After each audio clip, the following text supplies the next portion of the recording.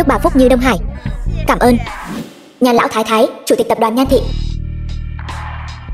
Bà nội, mau chúc bà đi. Chúc bà phúc như Đông Hải, thọ tỷ Nam Sơn. Nhan Vật, nhị tiểu thư tập đoàn Nhan thị. Nhan Trúc, bà không chào đón cô, còn dẫn theo đứa con hoang. Thật là không sợ người ghét hay sao? Cô ta chính là đại tiểu thư bị một gã đàn ông nào đó làm cho to bụng sao? Cô ta đã bị Nhan gia đuổi ra khỏi nhà từ lâu rồi. Mọi người có thể không biết, người chị họ này của tôi 5 năm trước rõ ràng đã có hôn ước, mà ở Mỹ tằng tiệu với gã đàn ông hoang dã, về nước lại mang theo một đứa con hoang. Thật là bại hoại gia phong. Nhan Vận, trước mặt trẻ nhỏ, cô nói chuyện chú ý một chút. Cô đã làm như vậy rồi, còn sợ trẻ nhỏ nghe thấy sao? Nếu lúc trước không phải cô cố chấp giữ lại đứa con hoang này, khiến Hạ gia từ hôn, Nhan gia đã sớm thăng tiến rồi. Đủ rồi. Nhan Trúc, từ hôm nay trở đi, ta không có đứa cháu gái làm bại hoại gia phong như cô không được bước chân vào Nhan gia nữa. Cút ra ngoài cho ta. Tiệc mừng thọ Nhan gia thật là náo nhiệt.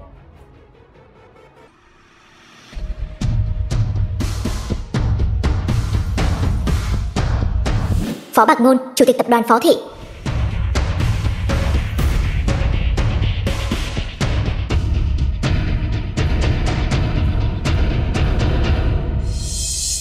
Sao lại là hắn?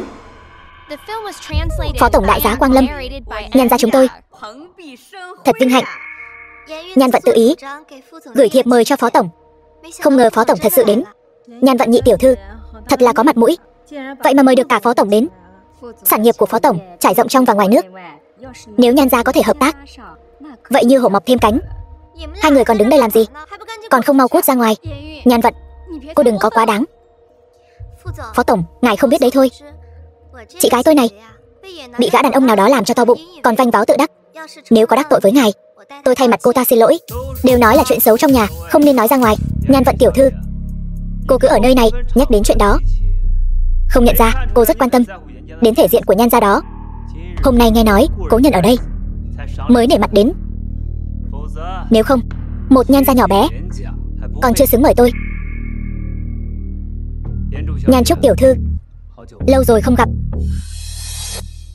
Hóa ra không phải vì Nhan Vận sao? Nếu hai người đã quen biết nhau, vậy thì Nhan Trúc còn không mau dẫn phó tổng đi dạo một vòng. Nhất định đừng chậm trễ khách quý. Nhan Trúc vậy mà còn ảo tưởng câu dẫn Phó Bạc Ngôn, đồ không biết xấu hổ. Tôi nhất định phải cho cô ta một bài học. Nhan Trúc, quả nhiên là cô. Bao nhiêu năm rồi, cuối cùng cũng quay về. Hạ Lan, công tử tập đoàn Hạ thị. Anh Hạ Lan, anh mau khuyên chị giúp em đi. Anh xem chị ta bây giờ, cả người trên dưới chẳng đủ 200 đồng, có chỗ nào giống với lối sống trước đây đâu. Đều tại cái thứ con hoang này. Chỉ cần chị ấy nhận lỗi với gia đình, cũng không đến nỗi lưu lạc đến thế này. Túi sữa không phải con hoang, túi sữa là bảo bối của mẹ. Nhan Vận, tôi vẫn luôn lười chấp nhặt với cô, nhưng bây giờ cô phải xin lỗi túi sữa. Anh xem, anh Hạ Lan, trong lòng chị ấy nào có chút áy náy với anh, lại còn banh vực đứa con hoang này. Thật sự cảm thấy thật khó hiểu. Cô làm thì làm rồi, còn sợ người ta nói sao? Hai người các người bắt nạt hai mẹ con mồ côi, rất vẻ vang sao?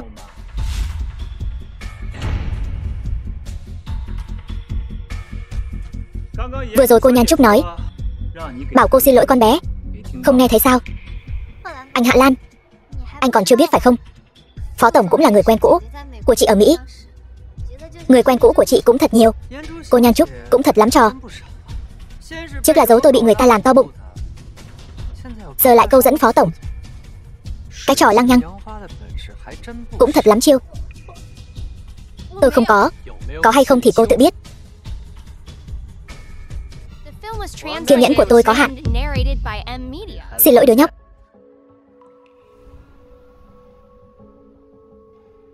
Xin lỗi, được chưa? Nếu cô không hài lòng, tôi có thể khiến cả Nhan gia phá sản. Nhan Trúc, cô nói gì đi chứ? Cô không thể trơ mắt nhìn Nhan gia phá sản chứ.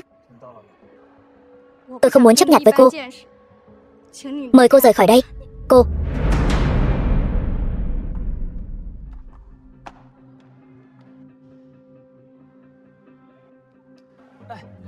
Phó Bạc Ngôn, anh rốt cuộc muốn làm gì? Chúng ta nói chuyện đi, tôi và anh không có gì để nói. Lớn thế này rồi sao? Thật đáng yêu.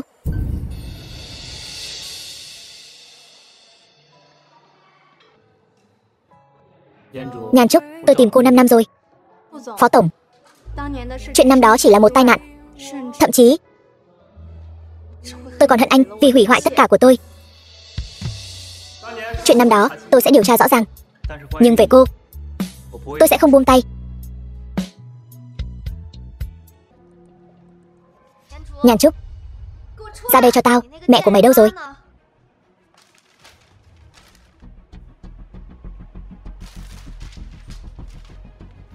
Không được động vào đồ của mẹ tôi. Túi sữa, con không sao chứ? Đừng làm mẹ sợ. Túi sữa. Làm hại một đứa trẻ tính là bản lĩnh gì? Có bản lĩnh thì nhắm vào tôi đây này. Nếu túi sữa có mạnh hệ gì, tôi liều mạng với cô. Thật sự cho mình là con nhà giàu sao? Tính tiểu thư như vậy. Cút, cô cút cho tôi. Cút.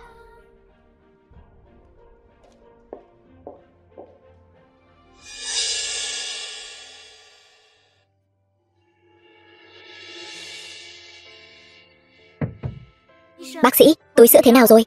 Yên tâm đi Nhan tiểu thư, chỉ là bị chảy xước thôi, bôi thuốc vài ngày là khỏi. Đây là bác sĩ riêng của tôi. Sau này có chuyện gì đều có thể tìm anh ấy. Cảm ơn anh.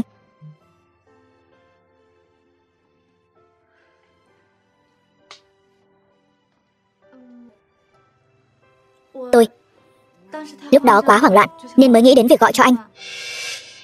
Hôm nay làm phiền anh rồi. Ai làm túi sữa bị thương? Chuyện này không liên quan đến anh. Sao lại không liên quan?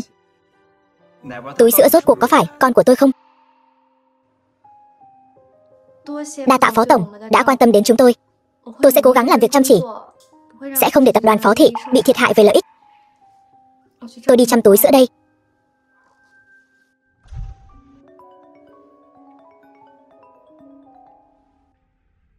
Lão đại đã điều tra ra rồi. Kẻ gây rối cửa hàng của tiểu thư Nhan chính là Nhan Vận. Thế nào rồi? Mẫu máu đã lấy được rồi. Kết quả kiểm tra DNA 2 ngày nữa sẽ có. Vất vả rồi. Người xem, Vận Nhi bị người ta ức hiếp thành cái dạng gì rồi? Ngươi phải đòi lại công bằng cho nó chứ. Mẹ, con không sao. Tỷ tỷ, chắc cũng không phải cố ý đâu. Nàng yên tâm, Vận Nhi. Không ngờ Nhan Trúc lại ra tay nặng như vậy.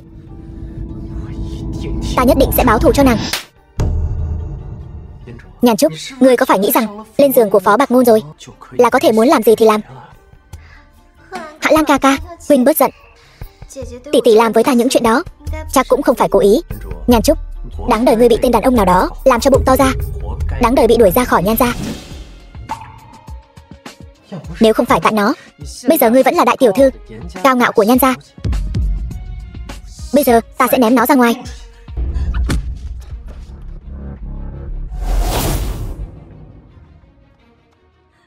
Túi sữa. Ba ơi. Con hoang mãi là con hoang, cứ gặp ai cũng gọi là ba. Túi sữa, sau này chú chính là ba của con. Ba chính là kẻ xấu này. Hắn vừa đánh mẹ, còn bắt nạt mẹ nữa, còn bắt nạt túi sữa. Ba sẽ đánh hắn thật mạnh, được không? Ba, đánh cho mông hắn nở hoa đi. Vậy túi sữa, con về phòng với mẹ trước đi. Đợi ba đánh đuổi kẻ xấu xong sẽ về phòng tìm hai mẹ con. Dạ. Anh cẩn thận. Yên tâm đi, hai mẹ con đi trước đi.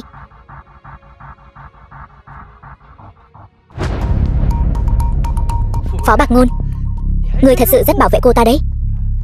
Xem ra không ít lần ngủ chung nhỉ. Người đàn bà này chỉ cần cho tiền là có thể ngủ. Vô cùng đê tiện. Mồm miệng cho sạch sẽ. Lúc còn hôn ước với ta lại ra ngoài tằng tựu với gã đàn ông khác. Phó tổng cũng không thấy bẩn sao? Đừng đánh nữa, dừng tay. Phó Bạc Ngôn, ngươi muốn làm gì? Ngươi còn coi Vương Pháp ra gì nữa không? Vương Pháp, hôm nay ta Phó Bạc Ngôn chính là Vương Pháp. Một cái Nhan gia còn con, nghiền nát các ngươi cũng giống như nghiền nát một con kiến vậy. Thật đơn giản, sau này đừng có kiếm chuyện với Nhan Trúc nữa. Nếu không, ta sẽ khiến các ngươi hối hận cả đời. Phó Bạc Ngôn, ngươi có gì thì nhắm vào ta, đừng làm hại Vận Nhi. Đây chỉ là một bài học nho nhỏ. Sau này, nếu còn dám kiếm chuyện với người phụ nữ của ta và con của ta, ta sẽ khiến các ngươi sống không được, mà mất mạng cũng không xong. Cút. Túi sữa, lại đây. Con không muốn, con muốn ba.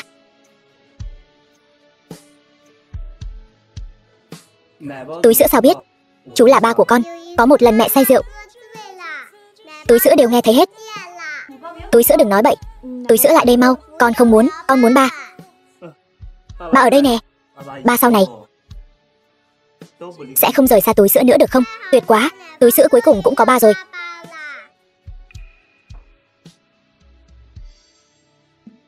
Túi sữa còn nhỏ. Những lời con bé nói anh đừng để tâm. Trẻ con vô tri mà.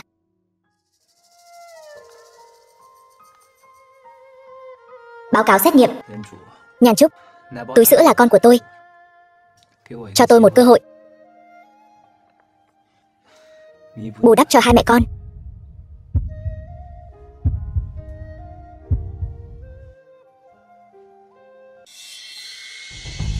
Đập cho ta. Anh làm gì vậy? Sao cô lại trơ trẽn như vậy?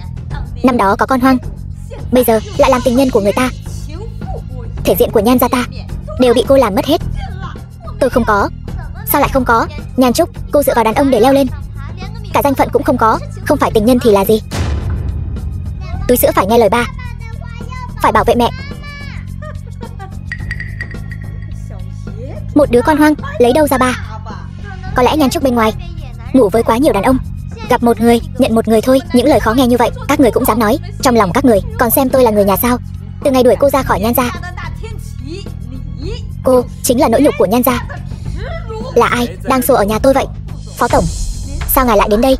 Đều nói là chuyện nhà không nên để lộ ra ngoài, nhưng đứa nhỏ này nó đi khắp nơi nhận cha, vậy mà lại nhận nhầm. Ngài thành cha của nó. Ngài yên tâm, tôi nhất định sẽ dạy dỗ đứa cháu gái này thật tốt. Nhan lão thái thái bất mãn như vậy, không biết Nhan Trúc đã đắc tội với bà thế nào. Cô ta đã làm ra một chuyện mất mặt, sinh đứa con hoang này. Thể diện của Nhan gia chúng tôi đều mất hết. Vậy nên bà vì cái thể diện không đáng giá đó mà đuổi cháu gái ruột của mình ra khỏi nhà. Khi bà sống an nhàn sung sướng, hống hách ngang ngược, bà có biết Nhan Trúc ở bên ngoài đã trải qua những gì không? Được lắm, bây giờ cô leo được cành cao rồi. Chẳng trách ngay cả Vận Nhi cô cũng dám đánh. Bước tiếp theo có phải sắp đánh bà già này rồi không? Bà nội, con luôn kính trọng bà, nhưng bà là người luôn làm khó con. Phó tổng, nếu ngài thật sự là người cha của đứa con hoang này, nếu chuyển ra ngoài, không sợ tập đoàn phó thị của các người bị người đời cười chê sao? Thì sao chứ? Ba tôi là tuyệt vời nhất. Quả không hổ danh là con của tiện nhân, giống hệt mẹ nó, môi trai đàn ông, thật là cao tay. Vận Nhi, cô Nhan coi những lời tôi đã nói như gió thoảng bên tai rồi. Bà nội, Nhan Trúc giờ đã có chỗ dựa rồi, cô ta chắc không cần chúng ta nữa đâu. Chúng ta đi thôi. Đợi đã. Trước khi hai vị đi, phó mỗ còn một món nợ muốn tính toán. Thôi bỏ đi. Sao có thể cứ thế bỏ qua được? Nỗi oan ức này em đã chịu đựng bao nhiêu năm nay. Phó tổng, xem ra ngài muốn bênh vực cô ta sao? Đây là chuyện Nhan gia chúng tôi, không đến lượt người ngoài như ngài xen vào. Nếu đã vậy tôi nói thẳng luôn. 5 năm trước ở nước ngoài, người đã xảy ra quan hệ với Nhan Trúc chính là tôi. Bà nói xem, tôi có tư cách xen vào không? Vậy thì đứa nhỏ này chính là con của Phó Bạc Ngôn tôi, người thừa kế tương lai của tập đoàn Phó Thị. Không thể nào. Các người hết lần này tới lần khác bắt nạt vợ con tôi. Xem ra Nhan thị cũng không cần thiết phải tồn tại nữa. Nhan thị này là tâm huyết cả đời của ba mẹ Nhan Trúc. Xin ngài hãy nể mặt ba mẹ của Nhan Trúc, tha cho Nhan thị lần này đi. Nhan Trúc, nói gì đi chứ? Chẳng lẽ cô lại trơ mắt nhìn Nhan thị gặp đại nạn như vậy sao? Bà nội, khi bà đuổi con ra khỏi Nhan gia, khi bà giao Nhan thị cho mẹ con Nhan Vận quản lý, sao bà không nghĩ đến Nhan thị là tâm huyết của ba mẹ con? Muốn tôi tha cho Nhan thị cũng được, nhưng có lẽ cần Nhan lão thái thái giúp tôi một việc. Phó tổng, ngài cứ nói. Nhan Vận hết lần này đến lần khác gây sự với Nhan Trúc, thậm chí còn hại con gái tôi bị thương. Từng chuyện. Nếu muốn giữ lại Nhan thị thì hãy để Nhan Vận quỳ xuống xin lỗi Nhan Trúc. Bảo tôi xin lỗi cô ta sao? Mơ đi. Còn không mau quỳ xuống, xin lỗi chị con. Chẳng lẽ con muốn hại cả Nhan thị sao? Con với mẹ con muốn đứng vững ở Nhan thị nữa không? Xin lỗi, trước đây là tôi ăn nói hàm hồ. Nể tình chúng ta là chị em, xin cô hãy tha thứ cho tôi. Như vậy thì quá dễ dàng cho cô ta rồi. Cũng phải cho Nhan Vận nếm thử nỗi khổ mà Nhan Trúc đã chịu đựng những năm qua. Ý ngài là đoạn tuyệt quan hệ với Nhan Vận, đuổi cô ta ra khỏi Nhan gia. Chắc hẳn Nhan lão thái thái đã có kinh nghiệm rồi. Không, bà nội, đừng mà. Con là cháu gái bà yêu thương nhất mà. Bà nội, tôi dám đảm bảo sau này sẽ không còn một công ty nào hợp tác với Nhan thị nữa. Nhan thị phá sản chỉ là chuyện sớm muộn thôi. Được, tôi đồng ý với ngài. Tôi sẽ đuổi Nhan Vận ra khỏi Nhan gia ngay lập tức. Bà nội, con sai rồi. Con thật sự biết lỗi rồi. Bà không giúp được con suýt chút nữa đã hại cả Nhan gia rồi. Mẹ, chuyện này là sao vậy? Vậy thì phải hỏi con gái ngoan của cô rồi. Bây giờ Phó Bạc Ngôn đã lên tiếng rồi, ép phải đuổi Nhan Vận ra khỏi Nhan gia, cắt đứt nguồn tài chính, không ai được phép giúp đỡ. Nếu không làm, cả Nhan thị chỉ chờ phá sản đóng cửa thôi. Bà nội, bà đừng đuổi con đi. Không có Nhan gia, con biết sống sao đây bà nội? Mẹ, Nhan Vận từ nhỏ chưa từng chịu khổ, làm sao chịu nổi cuộc sống như vậy chứ? Cô ta chịu không nổi, Nhan Trúc lại chịu được sao? Người đâu? Đuổi Nhan Vận ra ngoài. Không, bà nội, đừng, con không đi. Mẹ, xin mẹ, Vận Nhi vẫn còn là một đứa trẻ. Mẹ hãy tha cho nó đi. Nếu cô không nỡ thì đi cùng nó ra ngoài đi. Chúc mừng Phó Tổng. Tập đoàn Phó Thị dưới sự lãnh đạo của Phó Tổng thật sự lại càng thêm huy hoàng. Cùng vui. Hy vọng mọi người hôm nay tại yến tiệc đều vui vẻ. Chúc mừng Phó Tổng. Ai đến vậy?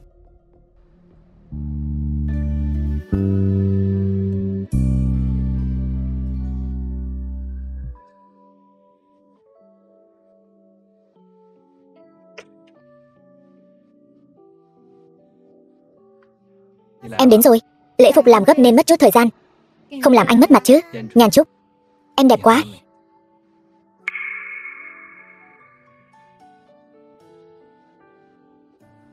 Đẹp quá. Đây là ai vậy? Sao lại xinh đẹp như vậy? Nhưng mà hình như có chút quen mắt. Người phụ nữ bên cạnh Phó Tổng chắc chắn là không tầm thường. Làm sao người có thể gặp được? Bớt khoác lác đi. Vẫn chưa giới thiệu với mọi người. Vị này là Nhan Trúc tiểu thư, là vị hôn thê của tôi. Nhan Trúc có phải là người bị Nhan gia đuổi ra ngoài không? Thật sự là Nhan Trúc đó sao?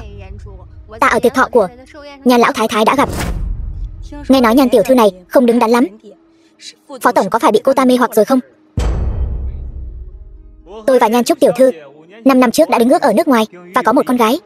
Cả đời này tôi chỉ công nhận một mình Nhan tiểu thư. Phó Tổng nuôi con cho người khác, thật là tích cực quá nhỉ. Các người có ý gì? Nhan Vận, người rốt cuộc có thôi đi không? Muốn người ta không biết, trừ phi mình đừng làm. Mọi người có thể chưa biết, chị gái này của tôi quen thói lăng nhăng rồi. Tôi cũng chỉ sợ Phó Tổng bị lừa nên mới đặc biệt đến đây để diệt trừ hậu họa. Nhan Vận, trước đây vì tình thân ta vẫn luôn nhẫn nhịn ngươi.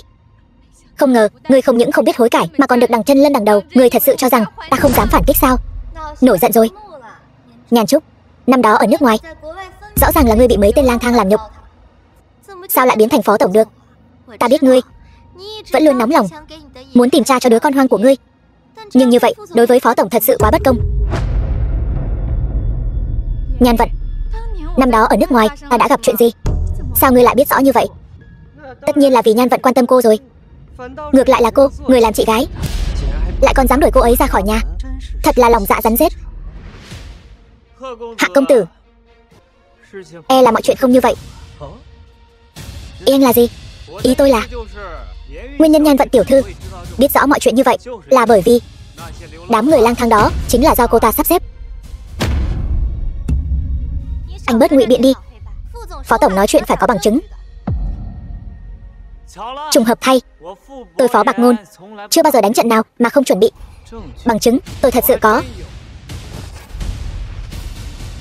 5 năm trước, Nhan Trúc đã bị người ta chuốc xuân dược. Theo kế hoạch của Nhã Vận tiểu thư, cô đã sắp xếp cho đám người lang thang đó hủy hoại trong trắng của Nhan Trúc, để Hạ gia hủy hôn. Như vậy, cô có thể danh chính ngôn thuận thay thế Nhan Trúc, và ở bên cạnh người mà cô đã thầm thương trộm nhớ, Hạ công tử. Nhan Vận, rốt cuộc chuyện này là như thế nào? Những gì anh ta nói có phải là sự thật không? Anh ta nói dối. Hạ Lang ca ca, anh hãy tin em, anh ta đang nói dối. Chỉ là Nhan Vận tiểu thư không ngờ rằng Nhan Trúc đã nhìn nhầm số phòng và đi nhầm vào phòng của tôi. Ngược lại, lại vô tình xe duyên cho chúng tôi. Không thể nào. Điều này là không thể nào. Tất cả đều là do các người thông đồng với nhau. Không thể nào. Tôi đã điều tra lại thuốc mà Nhan Trúc bị chuốc. Thật trùng hợp là Nhan Vận tiểu thư 5 năm trước ở nước ngoài đã có một khoản chi tiêu khổng lồ. Sau khi giải mã, những khoản chi tiêu đó của cô chính là để mua loại thuốc này ở chợ đen. Thời gian, địa điểm, tên, số tiền đều trùng khớp. Nhan Vận tiểu thư, bây giờ cô còn gì để nói nữa không? Nhan Vận, không ngờ 5 năm trước người hại tôi lại chính là cô. Chỉ vì thích Hạ Lan sao? Đúng, chính là tôi làm. Tôi chính là không ưa cái kiểu mọi người đều vây quanh cô. Tại sao cô lại được bà nội yêu thương? Tại sao cô lại có hôn ước với Hạ Lan ca ca? Tại sao cô lại có một vẻ ngoài xinh đẹp như vậy? Tại sao mọi người đều vây quanh cô? Tôi muốn kéo cô xuống bùn. Tôi muốn nhìn thấy cô ngã xuống vũng bùn, tôi mới cam tâm. Hạ Lan ca ca, anh sẽ hiểu cho em, đúng không? Hạ Lan ca ca, em làm tất cả những điều này đều là vì yêu anh. Cô thật sự điên rồi. Tôi đã tin tưởng cô như vậy. Hạ Lan ca ca, em làm tất cả những điều này đều là vì yêu anh. Đủ rồi. Từ hôm nay trở đi, chúng ta chẳng có quan hệ gì với nhau cả. Tự lo liệu lấy đi.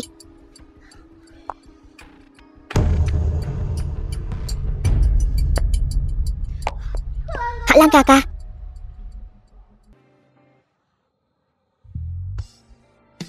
Còn ai có ý kiến gì về mối quan hệ giữa tôi và Nhan Trúc không? Tôi không muốn nghe thêm những lời đồn đại nhảm nhí liên quan đến em ấy. Nếu còn ai dám nói lung tung thì đừng trách tôi vô tình. Trong chuyện này, Nhan Trúc cũng là nạn nhân. Một sự tình cờ đã tác thành mối nhân duyên này. Tôi rất cảm ơn ông trời đã đưa em đến bên cạnh tôi. Bạc Ngôn, những gì anh nói là sự thật sao? Nhan Trúc, hãy tin tôi. Em có bằng lòng giao phó bản thân và con cho tôi không? Tôi bằng lòng.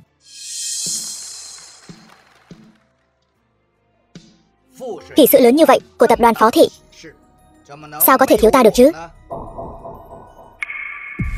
Phó Lôi Đình, trưởng lão tập đoàn Phó Thị. Phó Lôi Đình, cuối cùng ngươi cũng xuất hiện.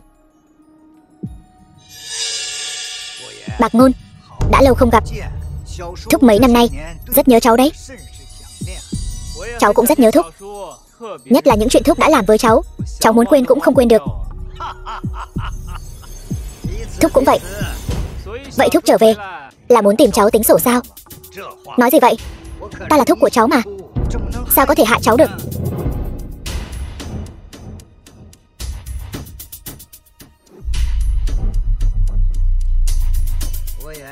Bạc Ngôn đã lớn rồi, còn cao hơn cả Thúc nữa. Vị này là cháu dâu phải không? Em ấy là ai không liên quan đến Thúc. Thúc, cháu đã kế thừa tập đoàn Phó Thị, nắm giữ toàn bộ cổ phần. Nếu Thúc vẫn còn muốn nhòm ngó Phó Thị, cháu khuyên Thúc nên từ bỏ ý định đó đi. Đúng vậy, ta nhớ ông nội có để lại cổ phần cho cháu, nói rằng chỉ cần cháu có con, cháu sẽ hoàn toàn được tiếp quản tập đoàn Phó Thị. Nhưng nếu đứa bé này không còn nữa, vậy tập đoàn Phó Thị có phải sẽ có liên quan tới ta hay không? Thúc dám?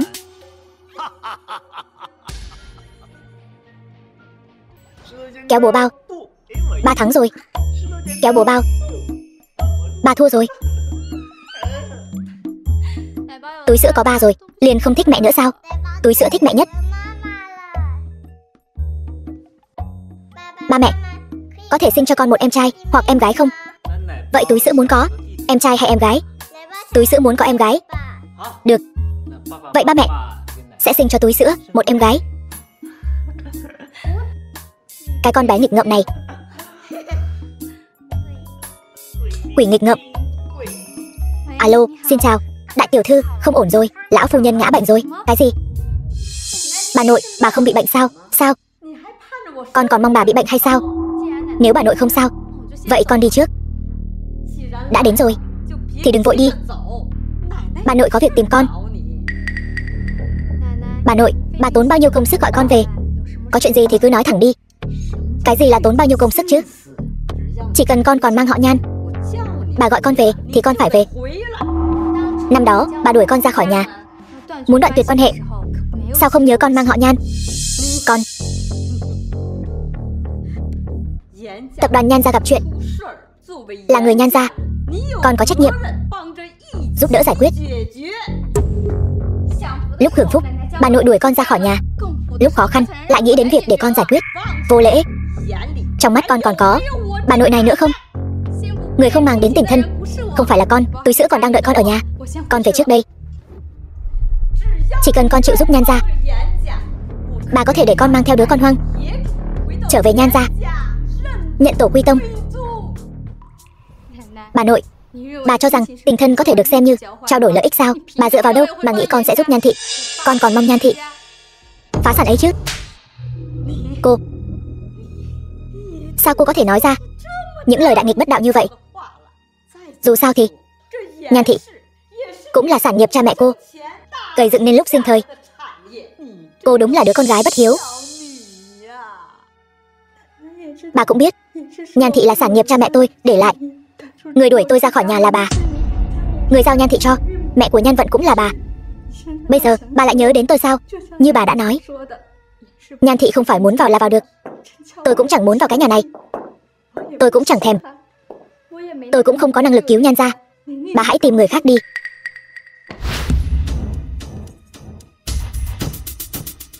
Bà làm khó tôi như vậy để làm gì?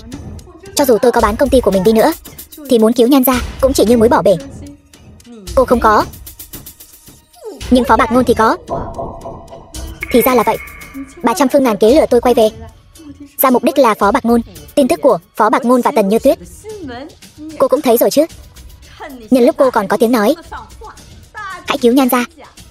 Dù sao đó cũng là chuyện Phó Bạc Ngôn động một ngón tay thôi. Đừng đợi đến khi anh ta chơi chán rồi.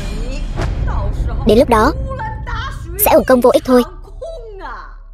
Bà tính toán hay thật đấy. Nhưng muốn hợp tác với anh ta thông qua tôi, e rằng sẽ làm bà thất vọng rồi. Chuyện này không phải do cô quyết định. Người đâu? Giam cô ta vào phòng cho ta.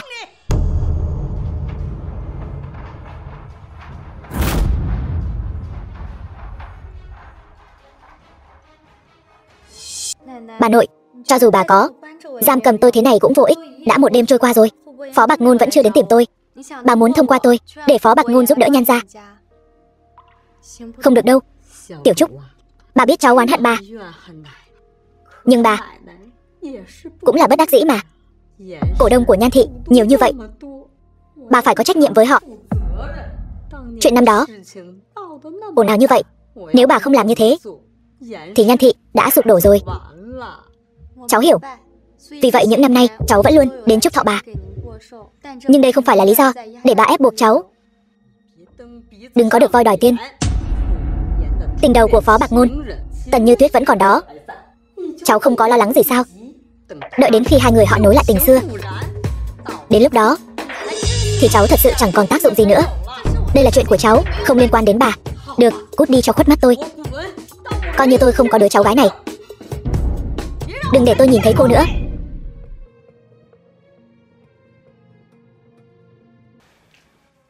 Phu nhân, đây là món bánh ngọt mà phu nhân thích nhất.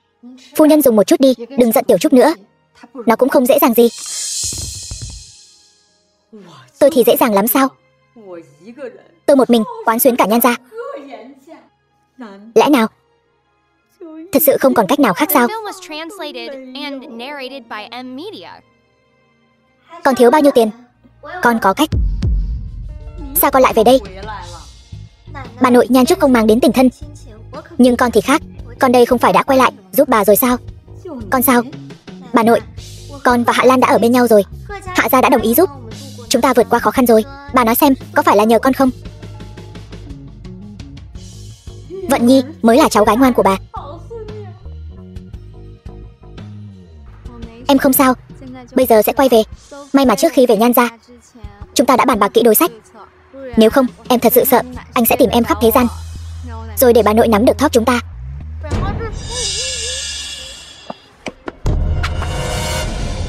Nhàn Trúc, đã xảy ra chuyện gì? Nhàn Trúc, Nhàn Trúc,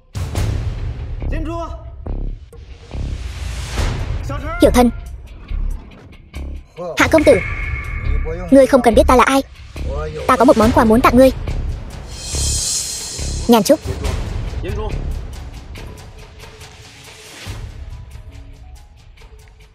alo, Hạ công tử, quà đã nhận được rồi chứ? Ngươi là ai? Rốt cuộc muốn làm gì? Ta là ai? Không quan trọng. Nhàn Trúc vốn dĩ là vị hôn thê của ngươi. Phó Bạc Ngôn lại 3 lần 7 lượt làm mất mặt ngươi. Bây giờ, ngươi đang ở trong tay ngươi. Hạ công tử, muốn làm gì cũng được.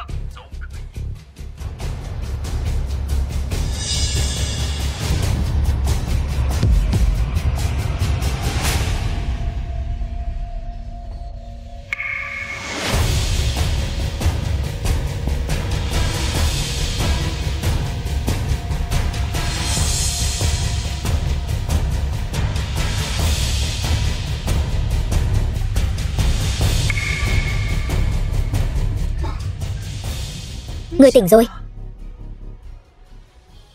Hạ Lan, ngươi rốt cuộc muốn làm gì? Ngươi biết bắt cóc là phạm pháp, phải ngồi tù không? Ngươi mau thả ta đi. Nhàn Trúc, hay là lo lắng cho chính mình đi? Phó Bạc Ngôn rốt cuộc có gì tốt? Ngươi nói đi. Hạ Lan, chuyện đã xảy ra rồi. Chúng ta đều không thể quay lại được nữa. Năm đó là ta có lỗi với ngươi. Chúng ta buông tha nhau được không? Buông tha nhau? Nhàn Trúc, Bây giờ vẫn chưa hiểu rõ tình hình sao? Hạ Lan, ngươi đừng làm loạn. Làm loạn? Ngươi là vị hôn thê của ta. Đây là thứ năm xưa ngươi nợ ta. Bây giờ trả. Không muộn. Thả ta ra.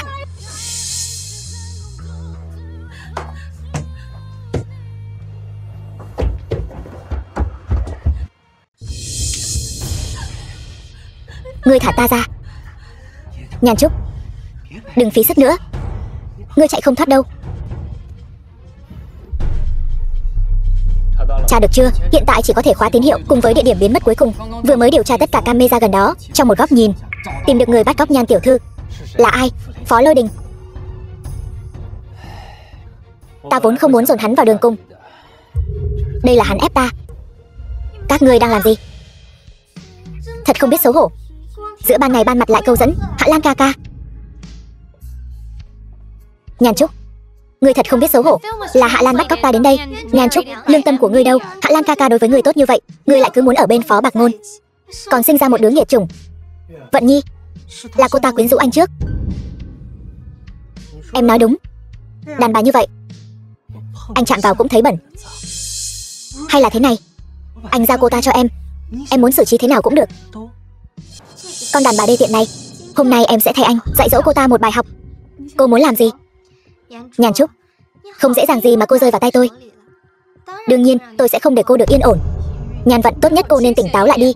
Hạ Lan bắt cóc tôi đã là phạm pháp rồi, không thể tiếp tục đi theo hắn ta mê muội như vậy nữa. Nhàn Trúc, cô nói xem, nếu ảnh nóng của người phụ nữ của Phó Bạc Ngôn lan truyền khắp thành phố, liệu hắn có còn cần cô nữa không? Lão đại, tìm thấy rồi. Camera giám sát cuối cùng cho thấy Nhan tiểu thư bị đưa đến nhà Hạ Lan. Nếu Nhan Trúc có mệnh hệ gì, tôi sẽ cho cả Hạ gia chôn cùng.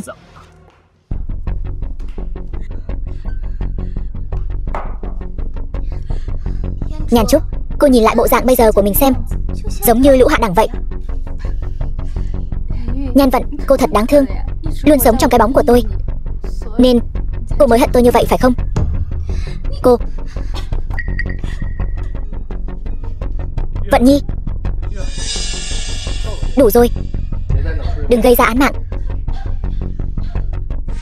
Hạ Lan ca ca, năm đó bị chị gái cắm sừng, vẫn luôn là cái gai trong lòng anh phải không? Uất ức mà Hạ Lan ca ca phải chịu, nhất định phải đòi lại từ cô ta. Cái sừng này phải trả lại cho Phó Bạc Ngôn mới đúng. Em nói đúng. Hạ Lan, anh tỉnh táo lại đi. Anh làm vậy, Phó Bạc Ngôn sẽ không tha cho anh đâu. Tôi muốn xem hắn ta làm thế nào mà không tha cho tôi. Dừng tay. Bạc Ngôn, cứu em. Em sao rồi? Bạc Ngôn, em cứ tưởng mình không còn được gặp lại anh nữa. Không sao rồi, không sao rồi.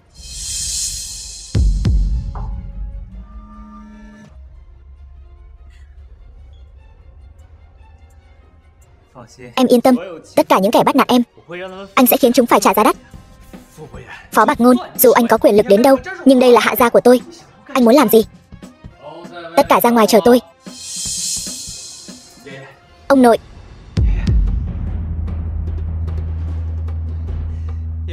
Cuối cùng ông cũng đến rồi. Tên này đang làm loạn ở hạ gia chúng ta. Ông đuổi hắn ta ra ngoài đi. Phó tổng, đại giá Quang Lâm đến. Cái nhà nhỏ bé hạo hạ này của tôi không biết có gì chỉ giáo. Cái này phải hỏi cháu trai cưng của ông rồi. Bắt cóc vị hôn thê tương lai của tổng giám đốc tập đoàn Phó Thị, có ý đồ bất chính.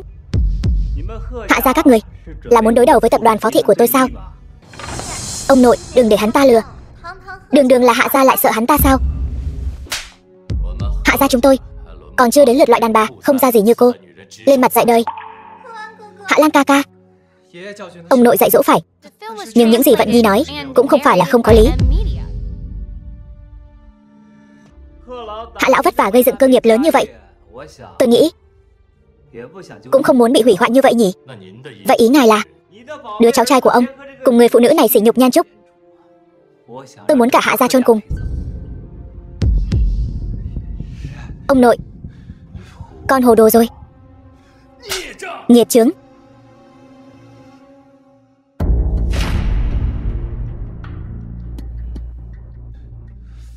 Phó Bạc Ngôn, tôi tự làm tự chịu. Anh giận cá chém thớt hạ gia là sao? Tôi cứ muốn giận cá chém thớt đấy. Nhan Trúc, Hạ Lan từ nhỏ đã cùng cô lớn lên. Hơn nữa, còn từng có hôn ước với cô. Bây giờ biến thành bộ dạng như thế này cũng là vì mấy năm trước do cô từ hôn mới thành như vậy. Cô không thể cứ nhìn Hạ gia chúng tôi cứ thế này mà sụp đổ chứ. Hạ lão gia, năm đó là tôi có lỗi với Hạ Lan, nhưng lời xin lỗi tôi cũng đã nói rồi. Bà nội cũng đã đuổi tôi ra khỏi Nhan gia. Tôi không nợ Hạ gia cái gì cả. Lần này Hạ Lan làm quá đáng rồi, tôi không thể tha thứ. Vậy em muốn xử lý như thế nào? So với Hạ Lan, càng làm tôi thất vọng hơn là Nhan Vận. Vậy mà vì một người đàn ông không màng tình chị em, tâm địa độc ác như vậy. Nhan Vận, tôi không thể dung thứ cho cô nữa. Hạ Lan ca ca, anh cứu em với. Muốn bảo toàn Hạ gia cũng không phải là không được. Bây giờ hãy đuổi Nhan Vận ra khỏi Hạ gia. Cả đời này Nhan Vận không được bước vào cửa Hạ gia nữa. Hạ Lan ca ca, anh sẽ không nghe lời cô ta đúng không? Anh cứu em với. Mau đuổi người phụ nữ này ra khỏi Hạ gia cho ông. Người Hạ gia từ nay về sau với Nhan gia không còn nửa điểm quan hệ. Người Nhan gia không được bước vào Hạ gia nửa bước. Ông nội con, nếu con dám cầu xin cho cô ta thì con cùng cô ta cút ra khỏi Hạ gia. Vâng. Nhan Trúc, con xem, bây giờ hết giận rồi chứ? Vấn đề của Nhan Vận đã được giải quyết. Vậy bây giờ cũng nên đến lượt vị Hạ thiếu gia này xin lỗi rồi chứ. Yêu cầu của tôi cũng không nhiều, chỉ cần Hạ Lan quỳ xuống xin lỗi Nhan Trúc. Hơn nữa, bảo đảm sau này sẽ không bao giờ xuất hiện trước mặt Nhan Trúc nữa. Vậy chuyện này tôi coi như bỏ qua. Phó Bạc Ngôn, anh đừng quá đáng. Nếu Hạ công tử không muốn, vậy tôi cũng không muốn hòa giải nữa. Bắt cóc sỉ nhục, nếu tôi báo cảnh sát, anh sẽ phải ngồi tù đấy. Danh tiếng Hạ gia cũng không giữ được. Đồ hỗn láo, còn không mau xin lỗi.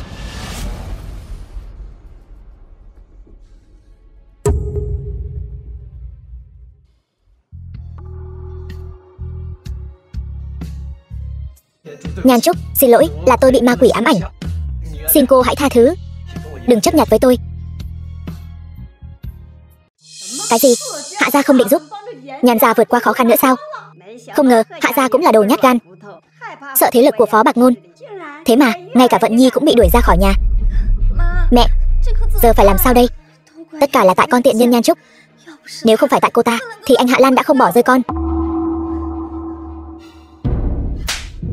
Mày còn mặt mũi mà khóc sao? Cả Nhan gia đều sắp bị mày hủy hoại rồi. Hủy hoại thì hủy hoại đi. Bao nhiêu năm nay mẹ con tôi nhẫn nhục chịu đựng trong Nhan gia, tất cả cũng chỉ vì chút lợi ích còn con này. Kết quả là trong mắt bà chỉ có lợi ích, căn bản không có mẹ con tôi không hầu hạ nữa. Bà già khốn nạn. Nói cho bà biết, Nhan thị đã không còn một đồng nào nữa rồi. Cách đây không lâu, tôi đã chuyển tất cả số tiền trong tài khoản cho mẹ con tôi rồi. Bà cứ ôm lấy Nhan Thị, cái tập đoàn rỗng tuếch này mà xuống mổ đi. Mẹ cũng đừng trách chúng con nhẫn tâm. Đại nạn đến thì mỗi người một ngả.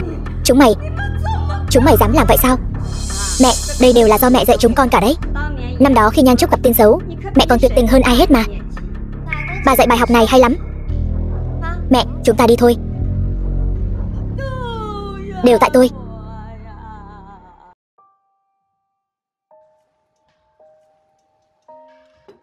Bà nội bệnh nặng rồi.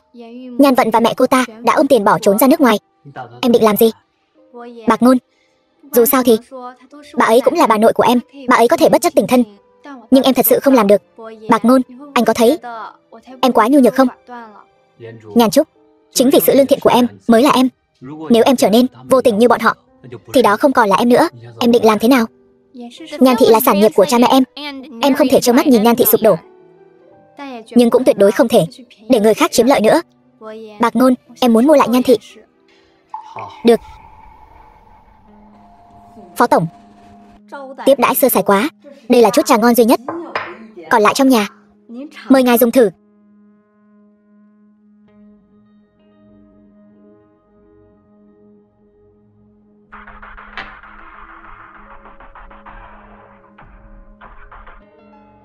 Số này đủ để giải quyết khủng hoảng của Nhan Thị rồi. Phó tổng, đây là... Đưa số tiền này cho Nhan Thị cũng được, nhưng có một điều kiện. Phó tổng, ngài cứ nói. Mua lại Nhan Thị. Ý ngài là muốn tôi bán Nhan Thị sao? Bà nội, chính xác mà nói là tôi muốn lấy lại Nhan Thị. Bà cũng đã nói rồi, Nhan Thị là sản nghiệp của cha mẹ tôi cũng không nỡ nhìn Nhan Thị sụp đổ như vậy. Nhưng điều kiện là tôi phải tự mình quản lý Nhan Thị. Tiểu Trúc, cháu nói đúng. Bà già rồi, không nên nắm giữ mọi thứ nữa.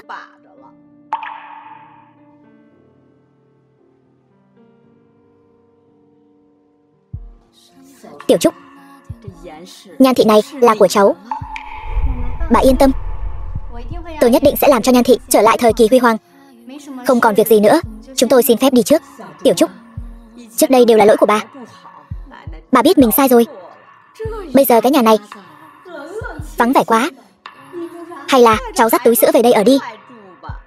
Mọi người đều bận, để bà giúp các con trông cháu.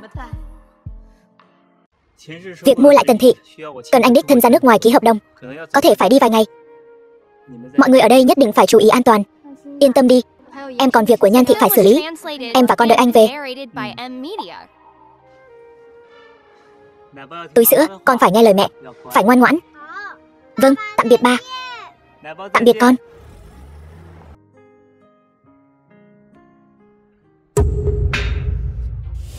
Tần Như Tuyết, tập đoàn Tần Thị. Bạc Ngôn, lâu rồi không gặp. Cô là đại diện cho Tần Thị, quay về sao? Chúng ta 5 năm không gặp, anh chẳng lẽ không muốn thân mật với tôi một chút sao? Vừa lên đã nói chuyện công việc, làm tổn thương trái tim người ta. 5 năm trước, cô lừa dối tình cảm của tôi, dọn đường cho Tần Thị, rồi biến mất không thấy tăm hơi. Bây giờ Tần Thị gặp nguy, cô lại xuất hiện vào lúc này. Tôi không nói chuyện công việc với cô, nói chuyện tình cảm sao? Bạc Ngôn, tôi có nỗi khổ riêng. Anh biết xuất thân của tôi không tốt mà. Muốn đứng vững ở Tần Thị, tôi chỉ có thể làm vậy. Tuy tôi đã lợi dụng anh, nhưng tôi thật lòng yêu anh.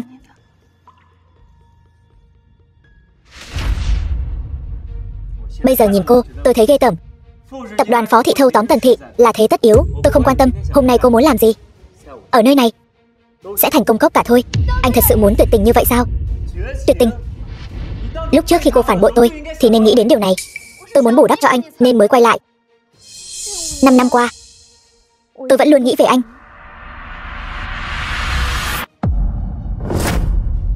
Tần tiểu thư, nếu hôm nay cô đến không phải vì chuyện thu mua, vậy thì mời về cho.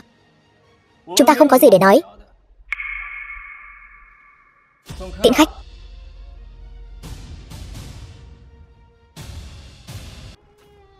Phó tổng, anh nhất định phải thâu tóm Tần Thị sao?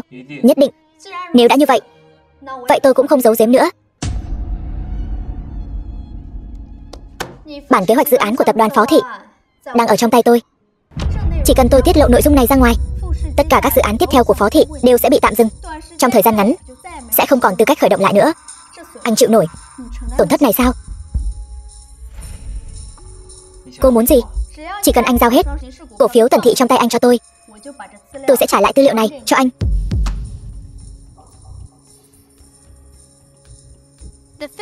Bản kế hoạch này, nếu cô thích, cứ coi như tôi tặng cô.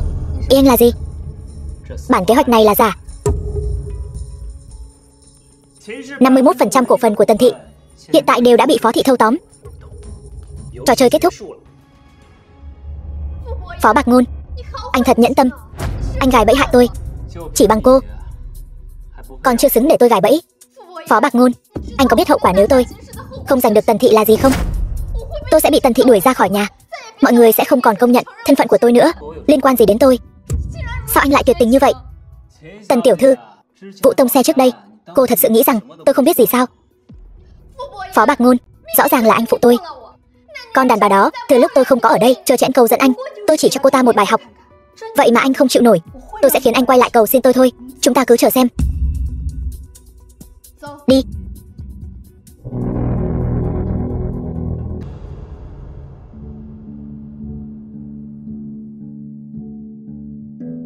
Ta đã quyết định ra nước ngoài rồi. Ly rượu cuối cùng này, Phó Tổng vẫn còn muốn bày ra bộ mặt khó chịu với ta sao? Cô nói thật sao? Nếu không thì sao? Trong lòng chàng đã không còn ta nữa rồi. Ở lại cũng chẳng còn ý nghĩa gì. Nào, chúc chàng hạnh phúc.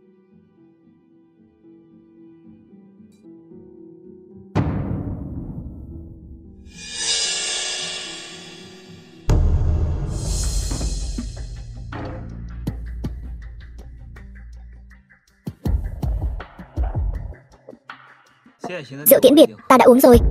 Nhàn Trúc còn đang đợi ta ở nhà. Ta phải đi đây. Bạc Ngôn, ngươi rõ ràng biết ta có ý với ngươi. Tại sao ngươi không chịu nhìn ta thêm một chút? Người đàn bà tên Nhan Trúc tốt đến vậy sao? Nhan Trúc,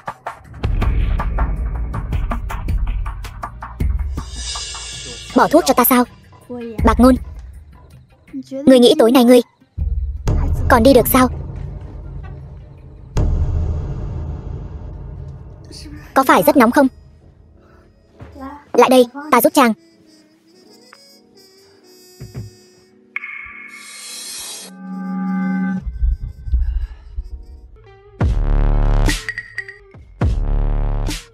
Phó Bạc Ngôn, tối nay chàng là của ta.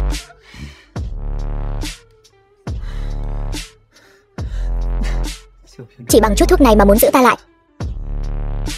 không có cửa đâu. Chàng nghĩ Nhan Trúc của chàng nhìn thấy những bức ảnh này sẽ nghĩ thế nào? Chàng nói xem Nhan Trúc của chàng có hiểu lầm chúng ta không, rồi rời bỏ chàng.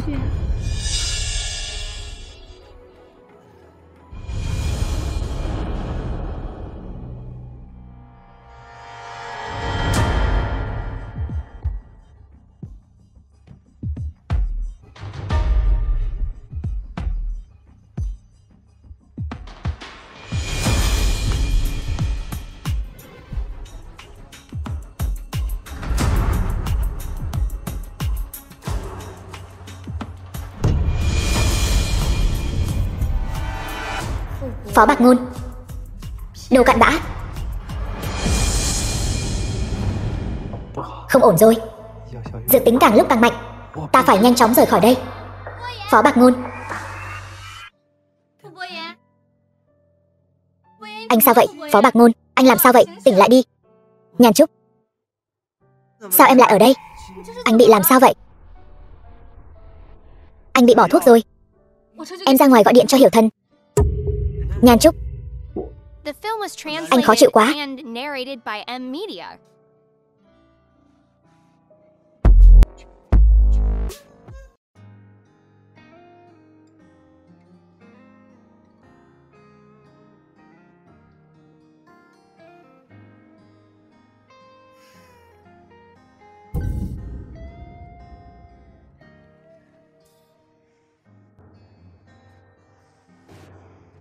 Dậy sớm vậy. Anh không sao rồi sao?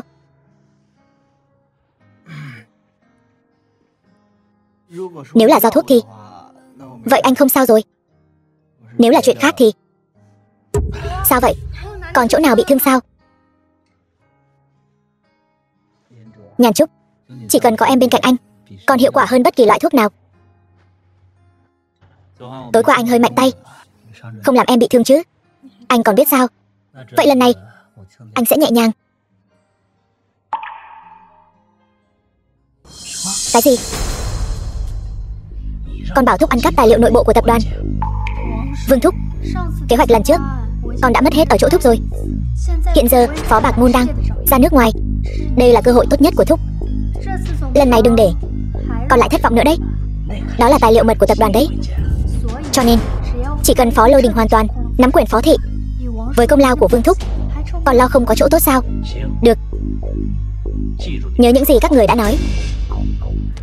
Nhàn Trúc, có chuyện gì mà hốt hoảng vậy? Cô xem tin tức chưa?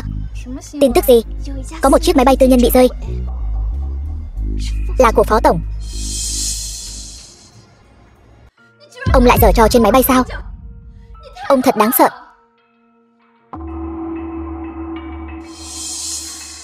Máy bay rơi trên biển. Tuy không thể thấy thi thể của Phó Bạc Ngôn, nhưng chắc chắn hắn ta không sống nổi. Chỉ có như vậy tôi mới có thể nắm chắc toàn bộ phó thị. Được rồi, dù cô có thâm tình đến đâu, trong mắt Phó Bạc Ngôn cũng chẳng có cô. Vẫn nên bàn chuyện chính đi. Tôi đã mua lại một số cổ phần của cổ đông phó thị, còn cần tài liệu liên quan đến phó thị. Bên đó thế nào rồi? Đã lấy được rồi. Tốt, đưa cho tôi. Phó Thúc Thúc, sau chuyện của Bạc Ngôn, tôi cũng rất sợ, nên phải chờ đường lui cho mình. Hay là chúng ta cùng lật bài ngửa trong cuộc họp của tập đoàn phó thị. Những gì ông đã hứa với chúng tôi cũng có thể thực hiện trong lúc đó. Tôi thật sự đã xem thường cô rồi. Được, vậy gặp nhau trong cuộc họp. Chắc hẳn mọi người đều đã biết rồi chứ. Máy bay riêng của Bạc Ngôn gặp nạn. Phó thị không thể không có người chủ trì. Phó tiên sinh nói đúng. Bây giờ dư luận bên ngoài đang xôn xao, thị trường chứng khoán bị ảnh hưởng. Lúc này nên chọn ra một người chủ trì đại cục. Tôi thấy Phó tiên sinh có thể đảm nhiệm. Phó tiên sinh cũng là người nhà họ Phó. Mọi người thấy sao?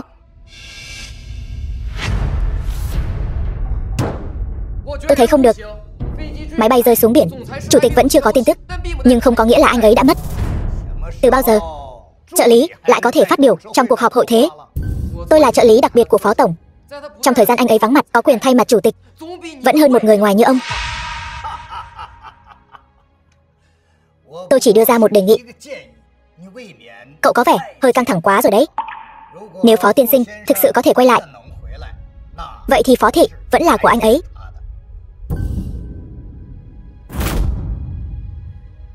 Dù thế nào đi nữa thì Phó tiên sinh vẫn là người nhà họ Phó. Đúng là có tư cách này. Hội đồng quản trị khi nào? Phải xem quan hệ huyết thống. Đúng vậy.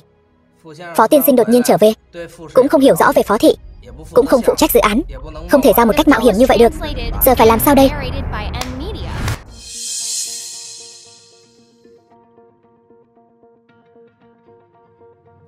Mọi người xem đi. Tài liệu trong này có cổ phần phó thị tôi đã mua lại, còn có cả tài liệu mật liên quan. Mọi người thấy tôi đủ tư cách chưa? Nếu đã như vậy, cũng chỉ có thể giao cho Phó tiên sinh. Phải. Tất nhiên, mọi người cũng có thể không đồng ý, nhưng tôi dám đảm bảo tài liệu này mai có thể lan truyền khắp thành phố.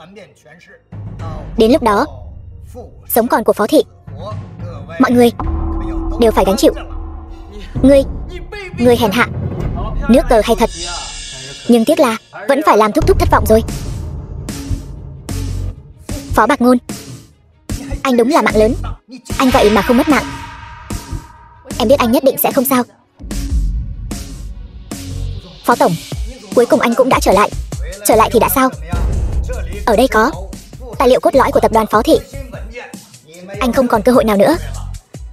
Thúc Thúc, lần sau khi lấy được tài liệu, nhớ mở ra xem qua 2 lần, xem thử có phải thứ Thúc muốn hay không. Những thứ trên tay Thúc không phải là tài liệu dự án cốt lõi gì cả, chỉ là một vài dự án nhỏ không quan trọng. Hơn nữa đều là những dự án sắp kết thúc. Rốt cuộc là chuyện gì đang xảy ra vậy? Xem ra tập đoàn Phó Thị chúng ta cũng nên chỉnh đốn lại rồi. Hiểu thân, vâng.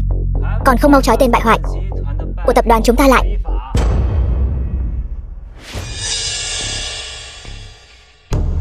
Anh muốn làm gì? Làm việc gì cũng phải có bằng chứng. Bằng chứng sao? Lúc anh ăn cắp kế hoạch của tập đoàn, đã nắm được thóp của anh rồi. Bây giờ chỉ là thuận nước đẩy thuyền thôi. Tất cả tài liệu tôi đều đã giao cho cảnh sát. Tự cầu phúc đi.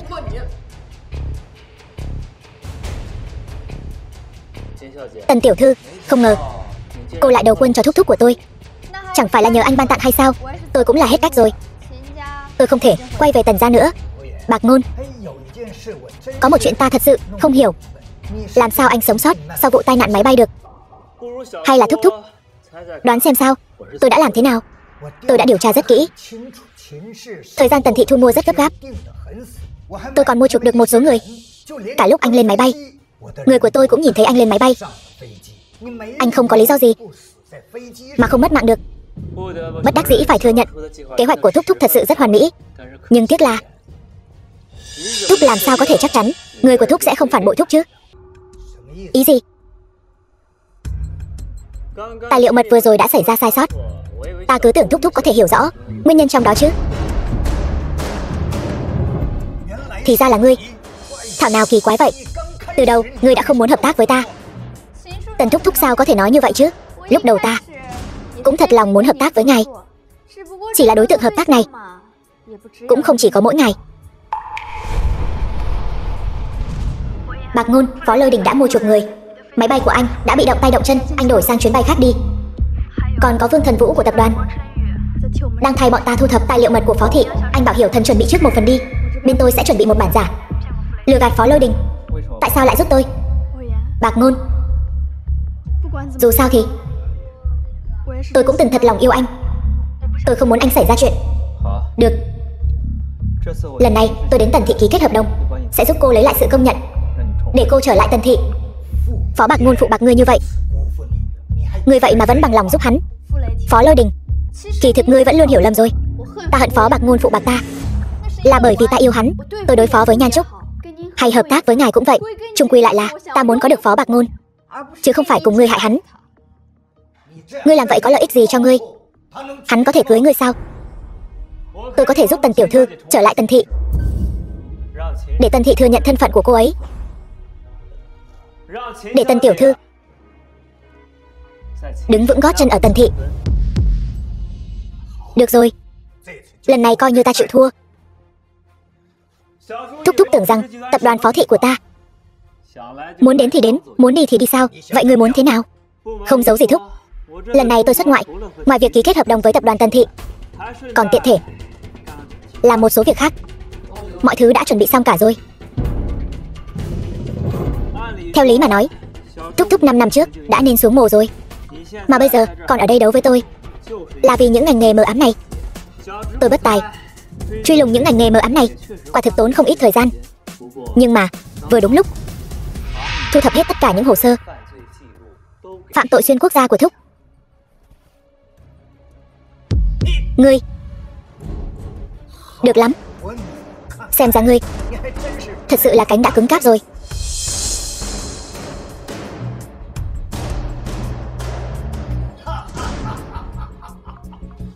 Phó Bạc Ngôn, ta phải lấy mạng ngươi.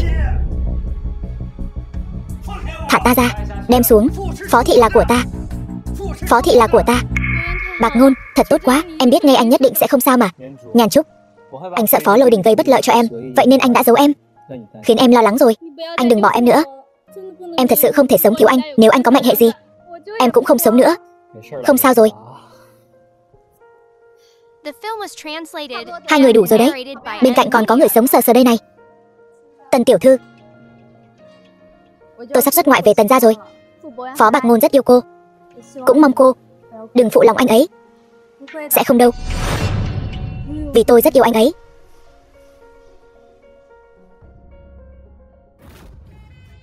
Câu chuyện đến đây là kết thúc.